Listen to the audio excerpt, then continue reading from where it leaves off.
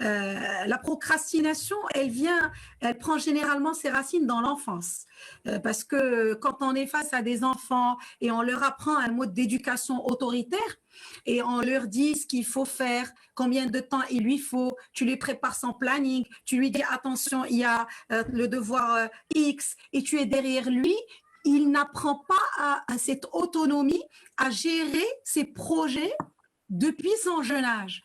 Et donc, qu'est-ce qui se passe? Il n'a pas cette capacité d'autorégulation qu'on va voir tout à l'heure, parce qu'on va voir aussi du regard de la neuroscience, qu'est-ce qu'elle nous dit sur la procrastination. Il n'a pas ce facteur d'autorégulation pour pouvoir se dire, est-ce que je vais favoriser le plaisir immédiat ou je vais être dans le plaisir à long terme, dans la joie, dans le bonheur, de la réalisation, dans le succès? Parce que c'est ça la procrastination.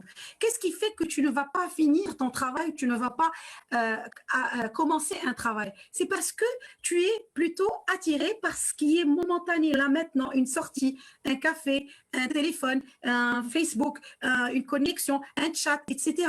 Et le travail que tu dois faire, il te paraît énorme. Donc, il va te demander beaucoup d'énergie, beaucoup d'efforts, etc. Et c'est ça ce qui se passe dans l'enfance. Quand on est enfant, quand les parents sont là, ils sont derrière nous, ils nous apprennent pas à être autonomes, à gérer notre temps, à mettre en place un planning, ils s'habituent à être comment dirais-je, dans la paresse, dans la procrastination. Et par la suite, qu'est-ce qui se passe?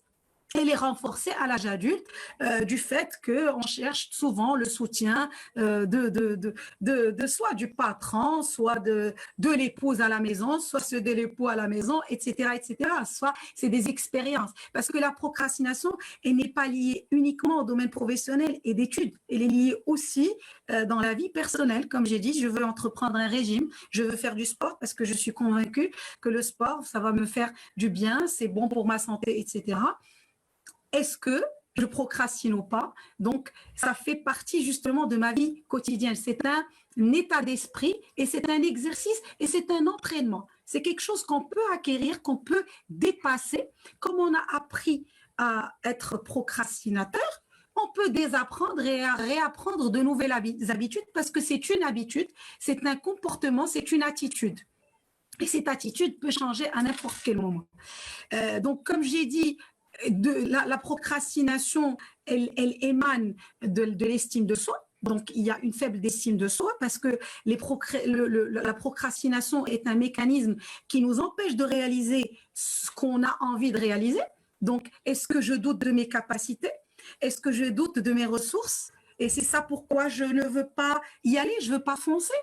Si tu regardes derrière la procrastination, il y a toujours une peur. Peur de ne pas pouvoir réaliser son objectif, peur d'échouer, peur même de réussir.